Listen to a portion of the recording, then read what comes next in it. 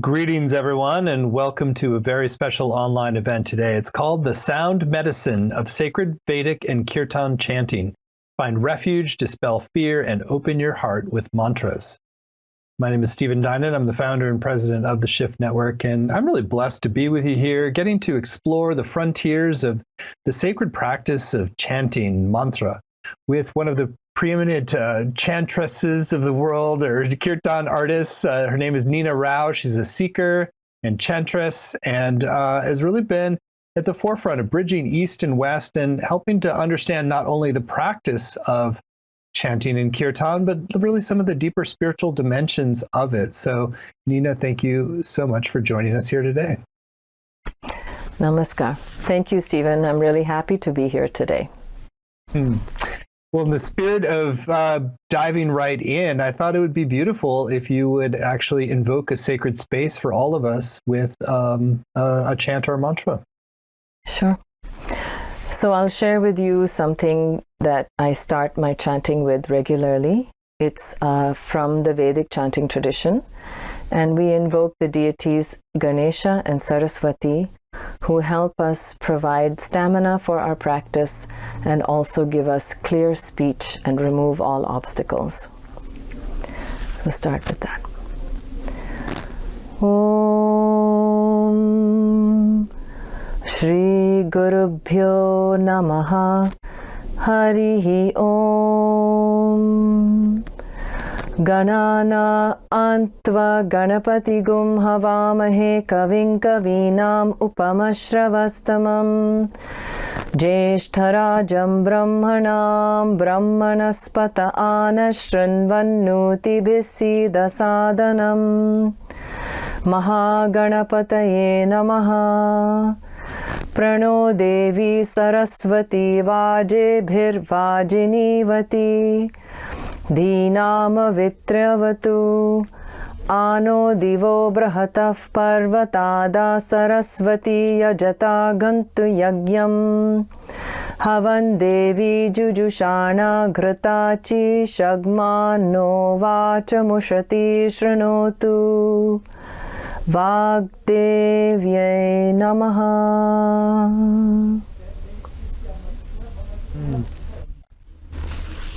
Thank you. What a beautiful way to enter into this sacred space together and to really have a chance to go into the heart of this amazing, beautiful, blessed practice. So let's start our journey today with a little bit about your story of really claiming this as your path and what really propelled you to devote so much of your life to working with kirtan and sacred chanting. You know, it's interesting because I think my life basically led me in this direction, as it's the case for everybody who's here and listening to us together today. You know, we get these signs, and I think from early on in my life, when I heard chanting from my grandfather and had a sort of a heart-opening experience, that memory is burned in my heart. I remembered that from a really young age until my life took over and I was busy studying and starting a career in various other professions.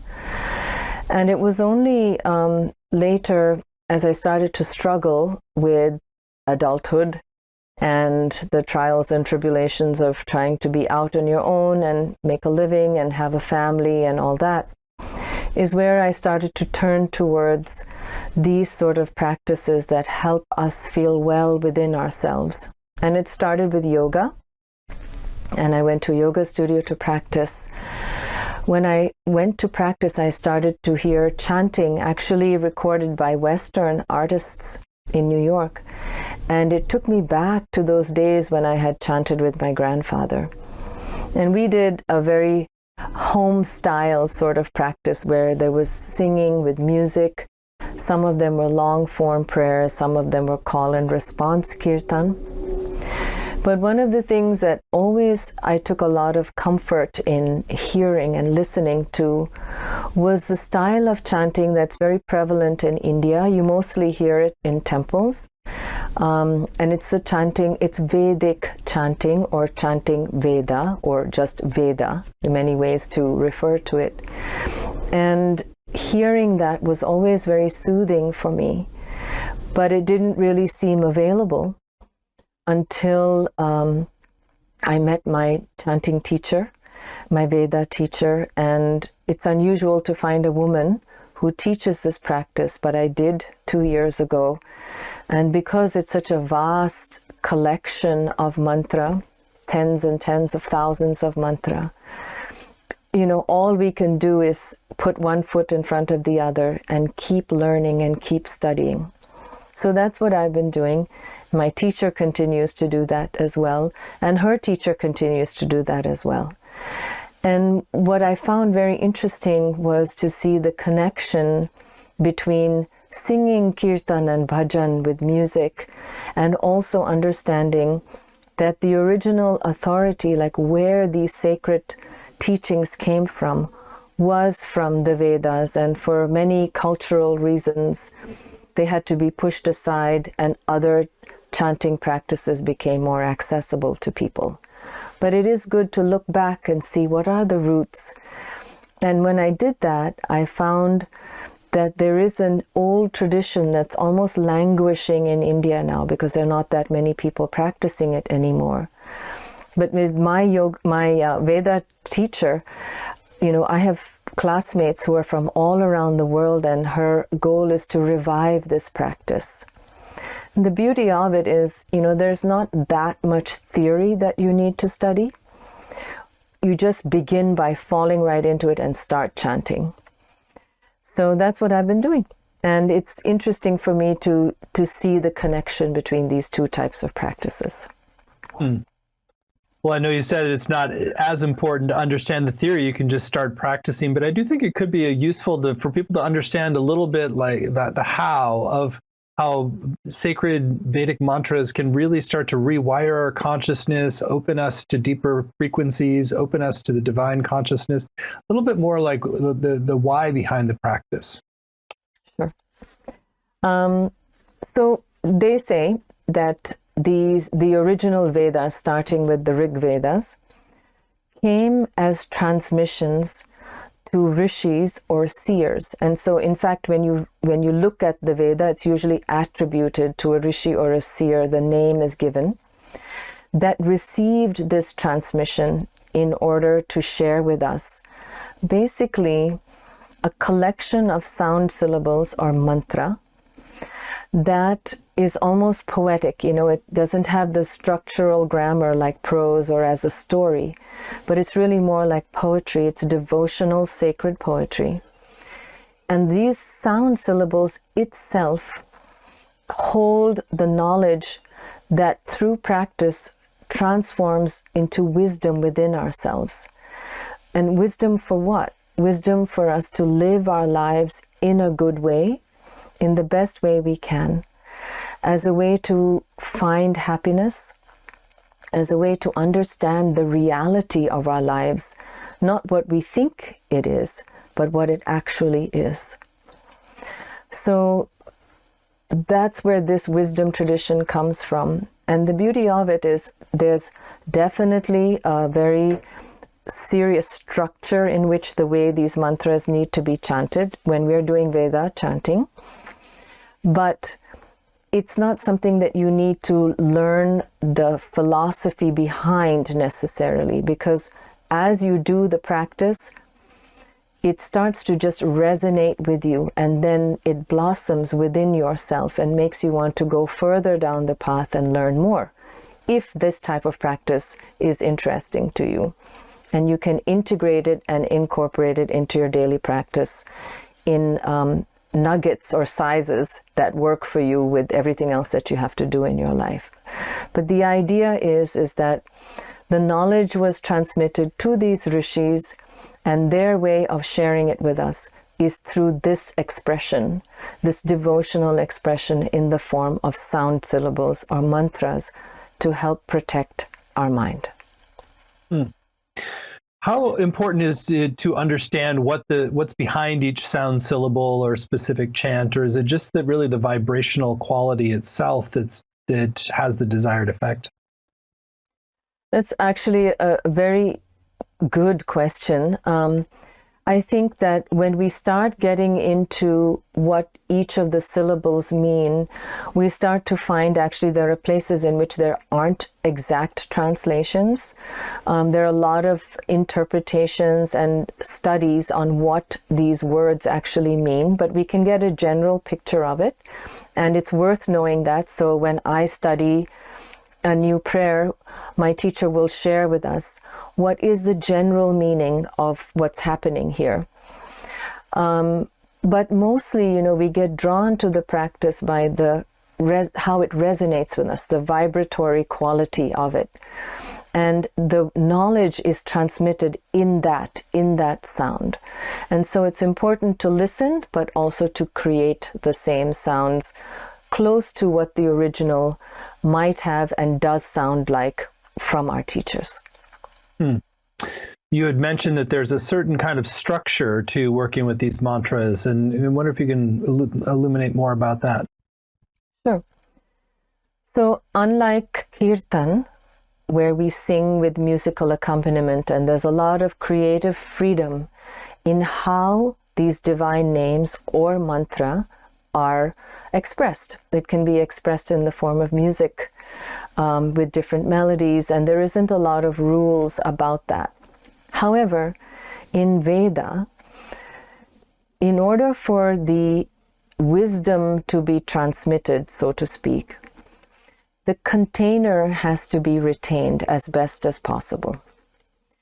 And the way to do that is to follow the rule structure. And it's very specific. In the Veda itself, the rules for the expression of the chant are within the chant itself. So there's no room for doubt or uncertainty. So those who are studying very clearly and in depth, they follow these rules and they teach it to us, students like us. So what I know is what my teacher has taught me, and what she knows is what her teacher has taught her. But everything can be referred to back to the text in terms of grammatical rules, the sounds, the pronunciation, how you put two sounds together, and so on. But very simply, the basic structure of a Veda chant involves an intonation or certain notes, and they're usually about just 3 of them. They don't have a particular pattern necessarily, so you actually have to know each and every phrase as it's given. There's also a rhythm attached to the chant. And then there's also the pronunciation of the actual letters that are used. And when we're aspirating certain sounds, we use palatal sounds, we use dental sounds. So there's a very specific nature to that as well. So even for a very simple one-line mantra, there are rules that are associated with that. And we'll be talking about that in this course. I wonder if you could give a demonstration and give a specific example for us to really anchor that.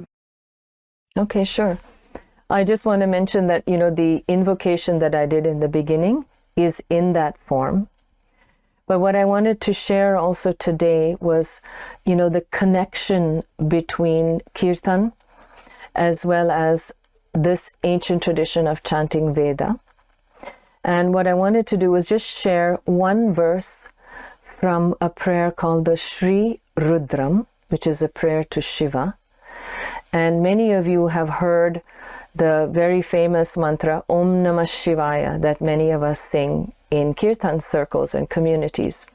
If you haven't, you will hear it. So I thought I would share one verse from the Sri Rudram, from the Veda.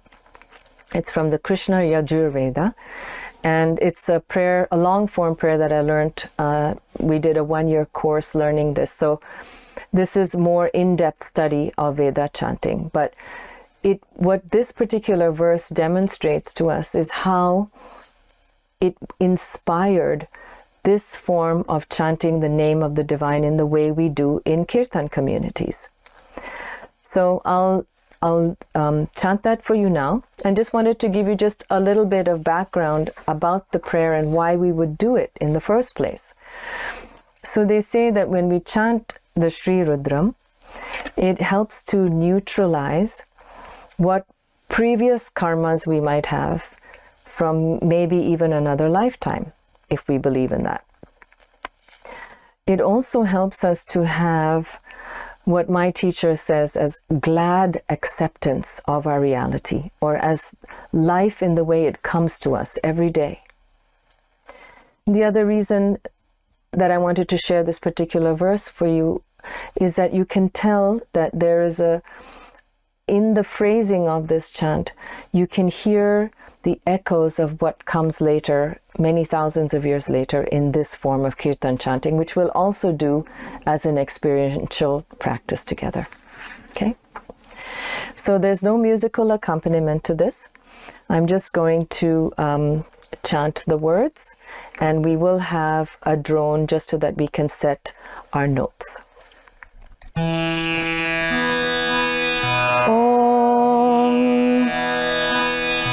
Namah Somaya cha Rudraya cha Namastamraya cha Arunaya cha Namah Shangaya cha Pashupataye cha Namah Ugraya cha Bhimaya cha Namo Agre Vadhaya cha Dure Vadhaya cha Namo Hantre cha Haniyase cha Namo Vrikshebhyo Harikeshebhyo Namastaraya Namah Shambhave cha Mayo Bhave cha Namah Shankaraya cha Mayaskaraya cha Namah Shivaya cha Shivataraya cha Namah Stirthyaya cha Kulyaya cha Namah Paryaya cha Varyaya cha Namah Prataranaya Chottaranaya cha Namah Ataryaya cha Ladhyaya cha Namah Shashpyaya cha Phenyaya cha Namah Sikatyaya cha Pravahyaya cha.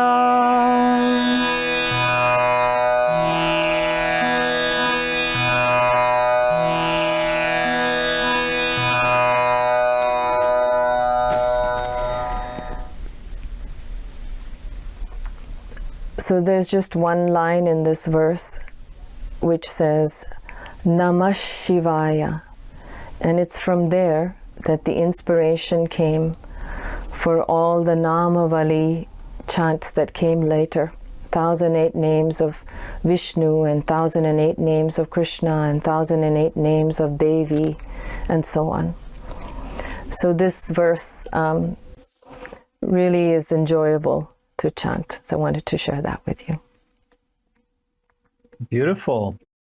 Well, there's obviously, it takes a while to practice to get everything very precisely right like that. But do you find that how important is just keep jumping in and doing it the best we can and just keep repeating?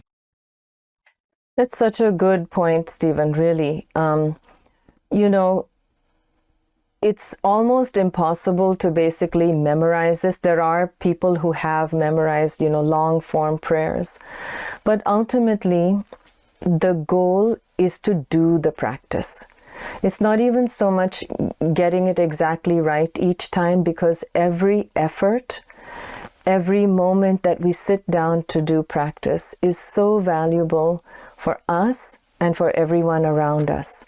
So if we make mistakes, we make mistakes. But we have texts to help us correct ourselves. We have recordings to remind ourselves. We have communities that we can chant with. So it is really important to allow yourself to make mistakes, but also in this particular practice, because it's so focused on getting the structure correct, it's a serious concentration practice as well. It's something where we have to refer to the text, we have to listen really carefully, and you really can't be distracted by anything else, because it doesn't work, And just keep doing it over and over again, in our classes where we chant together. We know conceptually what is right. And often we make mistakes. We do like a round robin and people take turns chanting online. And if we make a mistake, we go back and repeat it again and start over. But that's all it is. It'd be great for people to understand a little bit more about the contrast of this with what we often are doing is practicing with Kirtan, and like when do you prioritize one or the other, and how do they work and complement to each other? Yeah. Well, I consider my whole life a bridge between India and living in America, so East and West, depending on which direction you're looking from and to. So, I grew up in an Indian family, but we spent a lot of time in the West, especially here, living in the United States. And access to these ancient traditions was not always available to me. So this style of Veda chanting is really something relatively new that I've been spending a lot of time practicing because it resonates with me so strongly. And it doesn't mean that you have to be from India. Like I said in my class, we have people from more than 35 different countries. They speak all kinds of languages. But when you learn this, it becomes a universal language, just like music, they say, is a universal language. So for me, I like to do Veda chanting as a regular study for myself because I find it helps me with reading, listening, and concentrating. And of course, the actual effects of the prayer, which is the reason why we're doing it in the first place, you start to feel the effects of that. It really brings about a sense of open-minded heart and open-heartedness as well, but also a sense of peace. And there's something that happens when you do a concentration practice in this way that brings us into the moment, like in the way Ram Dass said, be here now. It's easier said than done. But the more practices we do like this, the more we can let go of the type of stuff that pulls us away from being here and seeing what's right in front of us and dealing with it in the best way.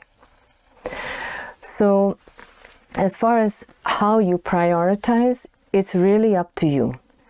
And what we will do in this course is basically just explore different modalities, these two modalities, and as a student, as a seeker, as a practitioner, you can choose for yourself what resonates most for you in your daily practice. You might pick one mantra from the Veda itself that you'll choose to continue with forever. For example, like the Gayatri mantra is something that's been practiced widely all around the world and in India. It's something we'll do in the course as well. But you have to have a taste of it, get a feeling for it. What is it like to do multiple repetitions of a mantra in this way? And for me, another big part of the practice is also singing in community, singing Kirtan, being in music, hearing melodies, feeling the rhythm. So that's also part of my practice. And, for me, I think I dedicate probably equal amount of time to both of these practices, but it's different for everyone. And when you do a course like this, it helps you craft what works for you for now. And that's also ever changing. So I'd love for you to maybe lead us into a demonstration of a particular chant with the Kirtan style and how you might prepare and work with the energies of what gets created as well. Sure. So what we'll do is we will chant Om Namah Shivaya, particularly because you can literally see these words from the verse of the Sri Rudram, which I chanted earlier. So we'll do this chant, and I will do it in Kirtan style. I won't be able to hear you, but this is a way for us to do this practice together, and I feel your presence when you sing. So I will lead one line with the harmonium, and you'll hear some rhythm and percussion as well. And then I'll play the harmonium for you to be able to sing back the same line, and you'll hear your own voice. This is all part of the practice, listening, repeating, listening, repeating. And as you find your thoughts entering into your mind, because that's what happens, notice that they're there, let them go, and come back to the sound of the chant. That's the very simple instruction for this particular type of practice.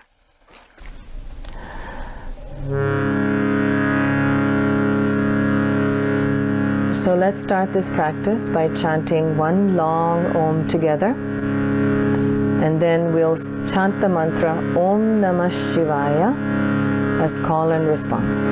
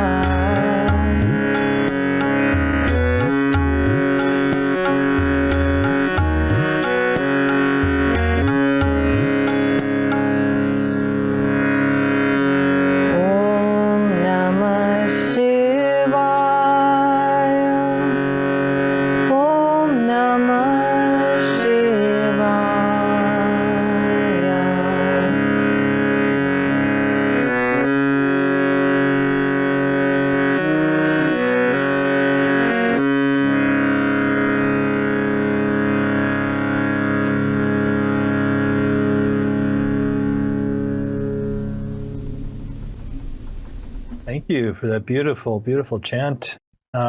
So I want to, it may be kind of obvious, but I kind of want to invite you to reflect a little on, it's like the inner state, the quality of being that you're bringing in. How are you sort of approaching that really as this deepening spiritual practice into your true self?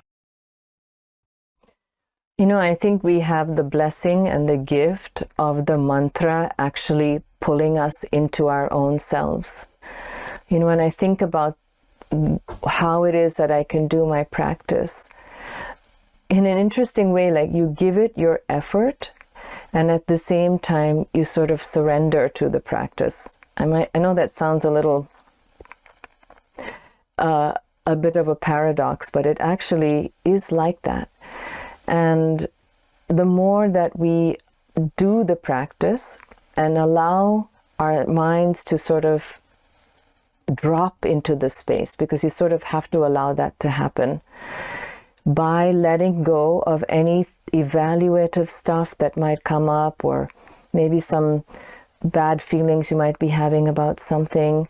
Just sort of notice that they're there and say to yourself very quickly, that's going to be there later when I finish this practice. So I'm just going to let go of it for the moment. Just let it go and come back to the names that we're chanting or the mantra that we're chanting. That practice of continually letting go and hearing the mantra and chanting the mantra is the simple instruction. That's all it takes to do this practice and to dedicate the time. Related to that, do you find that sometimes you have difficult life situations or challenges? Do you actually like invoke them as sort of a offering into that, as sort of a releasing through the practice consciously? Another amazing question, Stephen. I'm sure everybody's had this experience in their life. You feel anxious about something. For example, I was in the hospital recently. My very dear loved one was undergoing a very serious surgery. And the best way for me to sit through the 6-hour surgery was to dedicate that time to be in the waiting room, to offer the chant for his healing and well-being, but also as a way for me to accept the reality of where I am at this moment and to allow for whatever was going to come, and that I would be here for it. So yes, in times of stress, I definitely try to use practice to kind of activate that part of myself, that part of myself that wants to be here now at this time with the greatest amount of awareness and open-heartedness that I can have. I'm wondering if you could share a little bit about how you approach this as a daily practice in the course of a day. Do you sort of work in a Vedic mantra before a meeting, or would do like at the start of your day, or if you have children, or I don't know, just kind of a little bit about how to sort of make this part of your daily rhythm that really helps to create a sanctuary space for us. For sure. So in India, they say that the best time of day to practice is what they call Brahma Muhurat. They call it Brahma Muhurat, which is just before sunrise. Now, that means one has to wake up at 3, which I do on occasion when I'm on retreat. But on a daily basis, what I try to do is, the first thing before I've even opened my eyes is to bring to mind a mantra, which is the mantra that I like to practice every day. It's my mantra. It's something that was sort of given to me by my guru, but it is something that I chose for myself, and I ran it by her, and she said, yes, that's a good mantra for you. And we all will have to choose one practice that we repeat steadily over time, so that you can dig a deep well to access that water, that water that flows freely through us, rather than digging many shallow wells, as they say. So the first thing I like to do when I wake up in the morning is to bring to mind that mantra, and I just repeat it silently. And then as I'm waking up, that's already in my headspace. And then I can start to approach the day. While I'm making tea, I start thinking about all the tasks in my day. When I had a young child, I basically took every opportunity I had to chant. When she was sleeping or when I had to put her to sleep, I would sing to her. One of the things I like to do now when I'm preparing food at home, because they say that this also sanctifies the food and turns it into prasad or blessed food, is to chant internally while you're cooking, so that everything that's going into the preparation of this energy, which is food, is pure, and mantra is pure. And of course, there are times when, I'm about to go into a meeting, let's say, and there's definitely been some, strangeness amongst the people that I've had to talk to, and just to clear the space before you enter into conversation so that you have good speech. This is the thing about mantra, is that it helps not only clarify our thoughts, but it helps to clarify what it is that we're going to say. Because what we say in our daily life affects everything that happens. So in that moment, I might take, before entering into a difficult meeting, I might take a breath, repeat my mantra a few times, and then go into the meeting. And it really does clear the space. Beautiful. And what about specifically around fear? Since fear is so often that which contracts us and leads us into sort of different kinds of, less enlightened behavior and patterns that just spiral. What have you found in terms of the chanting practice as a way to consciously work with fear? So, essentially you can use any mantra as a fear dispelling mechanism. There are very specific mantras that are related, that are often activated and used in those circumstances. Like, for example, when someone is sick, or when you're about to travel and it looks like things are looking a little dicey with the weather, and so on. There are specific mantras you can chant to help with that. But you can basically chant anything to basically get yourself centered again. All these mantras bring us back into our heart space, any of them.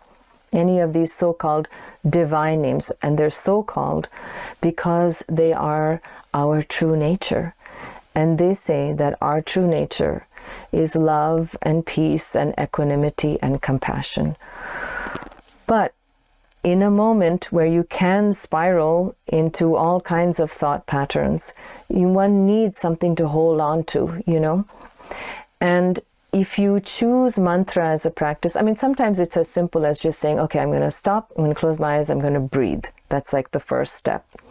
But as you use mantra as a tool, it opens up inside of you on its own.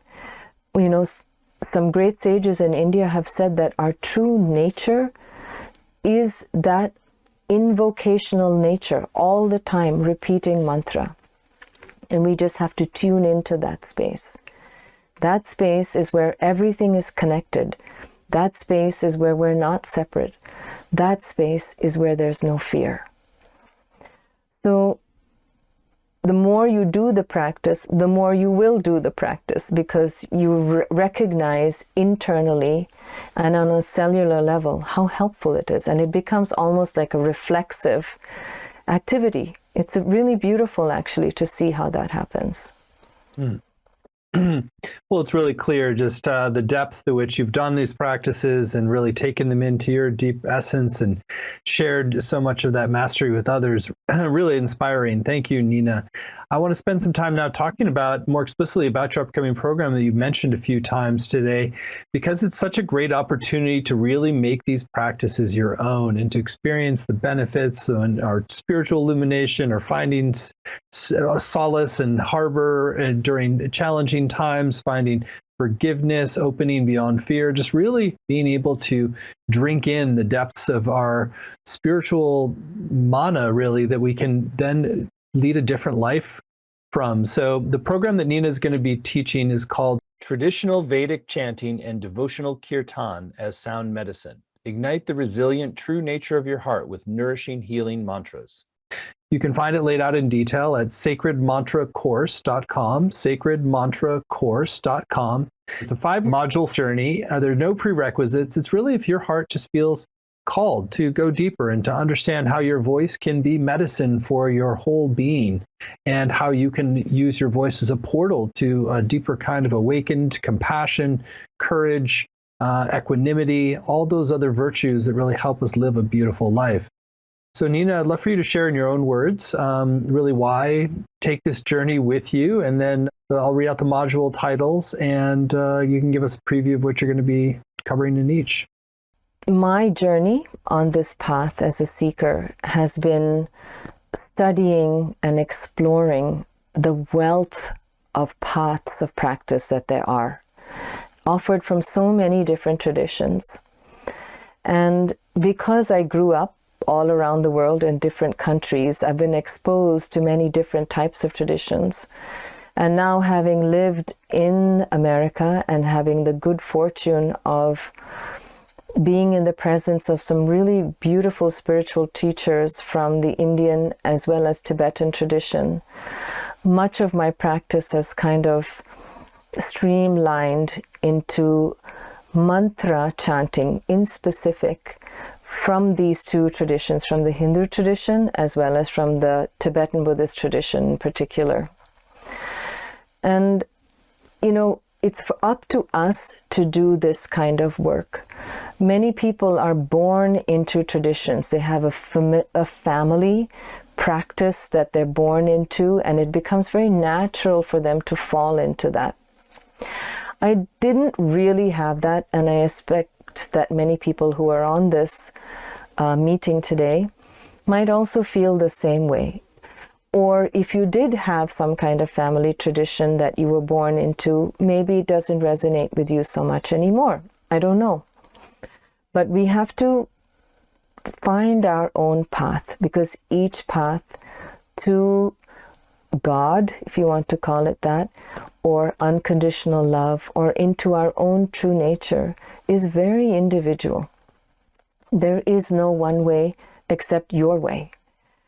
And your way can be determined by how much you explore and how much you find what resonates with you. And it's really important to find what resonates with you so that you do the practice. Because if you don't enjoy it, you're not going to want to do it. And if you don't do it, then you can't feel the effects of it. You have to do something, right? So my idea in this course is that to share my experience in doing these practices, because it's through the sharing of my teachers and their practices with me that I learned what felt good for me.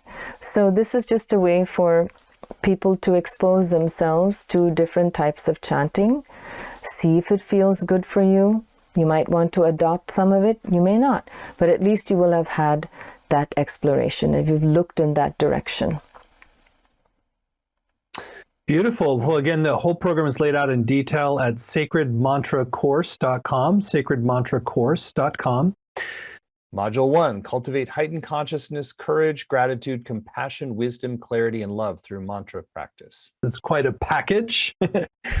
Yeah. So I just, these are words that are facets of a multifaceted jewel. Or you could say we're talking about, light. And light is made up of a rainbow of colors, a full spectrum of colors. So these attributes that you've mentioned, talked about before, of courage and fearlessness and open-heartedness, compassion, gratitude, and so on, these are just facets of this jewel that is the one love that we are. But it's not so easy to think about it and just recognize that. We need these practices to pull us back into ourselves without a lot of thought processes, but just like a direct route into our hearts. And we need a variety of things sometimes. Like some people can actually breathe and meditate with no particular structure every day and develop a certain amount of concentration. But use of the mantra has a twofold benefit. One is it gives us a tool to focus on and helps us concentrate our minds. And at the same time, the mantra itself holds the wisdom. And the way in which we receive the wisdom is through its repetition. What a beautiful thing. So, there are infinite number of mantras, I think. Can't count them. So what we're going to do is focus on a few mantras that I have found helpful to sustain what I need to do on a daily basis, which is get through the day. And we all come up with the same obstacles in our lives, whether it's family, whether it's bureaucracy, whether it's our own insecurities. There's so many reasons why we stop ourselves short from giving ourselves fully to something. So the very first module, we are going to practice the Gayatri mantra. It's a mantra from the Vedas, and it's something that's practiced all over India and many places all around the world, including yoga studios here. I will be sharing this mantra particularly from my teacher's South Indian tradition, which is also where I come from. And it's from that lineage. The idea of the Gayatri mantra, first and foremost, is to bring about clarity. We need that, because we're covered in dust, our hearts and our eyes and our minds. So the Gayatri helps us to remove that dust.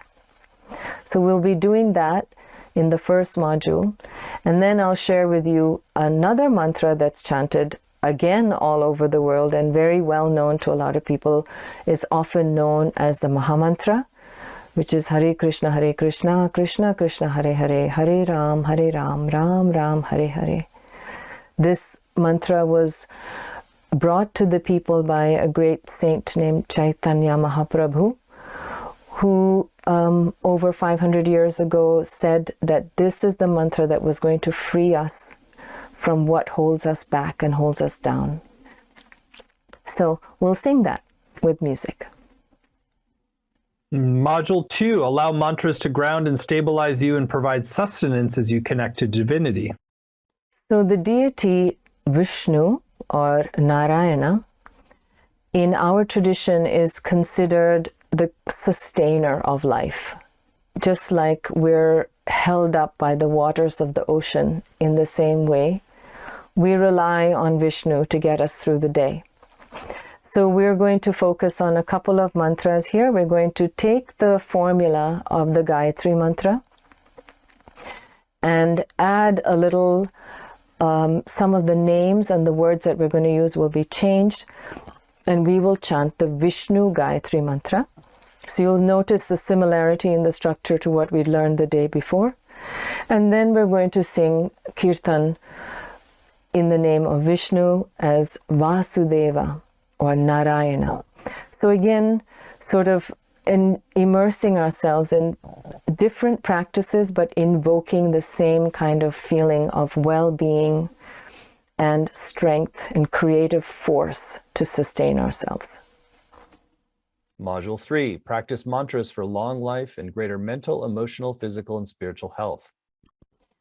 So what we'll do in this module is we're going to review the Gayatri mantra, because it's good to go back to what we've done in the first module, and we'll have a chance to talk to each other also in Q&A. And I want to then share with you this very beautiful mantra that I learned from an amazing Tibetan spiritual master. His name is Garchen Rinpoche. And from him, I learned the White Tara mantra. And this mantra helped me through a very difficult time in my life, particularly when there was illness in our family.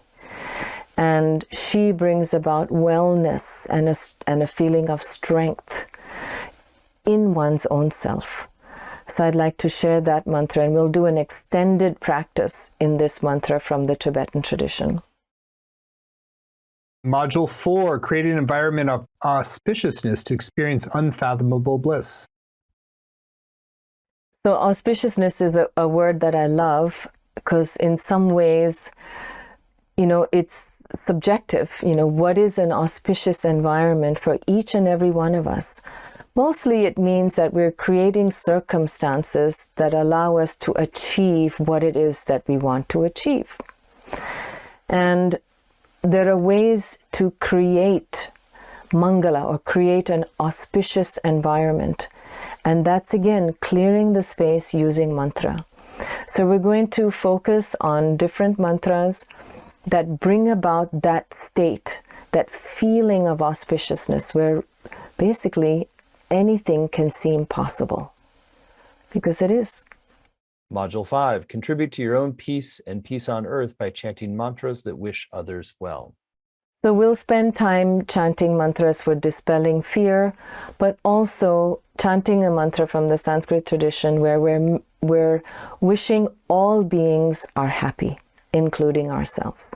Well, it's clearly going to be a beautiful journey to go on with you. And I know that people are just going to get so many blessings in their lives from doing this practice and really making it their own, or both practices of Vedic mantra and Kirtan. So again, this says the whole program is called Traditional Vedic Chanting and Devotional Kirtan as Sound Medicine. It's a 5-week journey. And in addition to the 5 90-minute live sessions with Nina, which include Q&A time, you're also going to get recordings of each session, both video and audio, word-for-word transcripts to work with, study, and highlight, weekly exercise for home, and a Facebook community to support you and deepen your experience.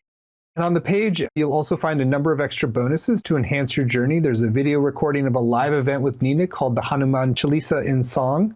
Want to share a little bit about that recording, Nina? It's actually a very informative video. I go through the pronunciation of the Hanuman Chalisa. We go over the meaning of the Hanuman Chalisa and how it kind of expands our devotional heart. And then we actually get to sing together a few times. So it's a great place to practice together this very favorite devotional hymn that's chanted all over India and also all over here. It's a beautiful extra bonus. And in addition, there's a special bonus that folks get when you sign up right away. This is called Sacred Music for Sacred Forests, and you get this when you sign up by midnight Pacific time. It's a video recording of a live event with Nina, Krishnadas, and many others. And you want to share a little bit more about Sacred Music for Sacred Forests? Yeah. One of my great passions is for preserving our natural environment. And this is a video recording of a beautiful event that we put together for a nonprofit that I manage for saving wild forests, basically. In this program, there are chants offered by Krishnadas. There's a reading of the Flower Ornament Sutra from the Tibetan Buddhist tradition by Professor Robert Thurman. And then we have some amazing musicians offering music, some poetry readings, and also some chanting with me. Fantastic. Well, it's a great extra reason to sign up by midnight. So it's clearly going to be such a heartfelt and blessed program and really create a whole vibratory field of grace in which to really shift your life in positive directions. So we've kept the investment really accessible for this program. It's just 3 payments of $91, or you save 10% when you pay in full up front with 1 payment of $249. The course is going to begin April 25th and run Tuesdays at 5 Pacific, 8 Eastern. And even if you can't make those live times, you can still get the full value with the recordings, the transcripts, and the community as well. And I particularly also encourage you to go over to the page at sacredmantracourse.com and also read through the testimonials from previous programs with Nina. Tamara says, this course with Nina was truly transformational. What a really delightful humility, truthfulness, love. Found it looking forward like I was having a date with a friend. The greatest impact by far from taking this course was to be in Nina's presence. So many different beautiful testimonials from the caliber of teaching, the depth of presence and care that Nina brings to really helping you take in and drink in these powerful mantras and as sound medicine, and to make them your own in your life. So again, you can find all the details at sacredmantracourse.com, sacredmantracourse.com, and you're going to get that special Sacred Music for Sacred Forests when you sign up by midnight tonight. So Nina, we're at the end of an hour. What a great hour with you. Thank you for blessing us this hour. And anything still on your heart you want to share with folks who are considering going deeper with you? I'm honored that I have the opportunity to be with this virtual satsang. Satsang is a group of people who are looking for the truth of their being. And even though we can't be in the same room together physically, I find sharing these practices so helpful for me. And I thank you for that, and I look forward to seeing you. Well, thank you so much, Nina. Thank you all for joining. Many blessings. And if you would like to go further, you're warmly welcome to do so at sacredmantracourse.com, and you get sacred music for Sacred Forest when you sign up by midnight tonight. Thank you so much.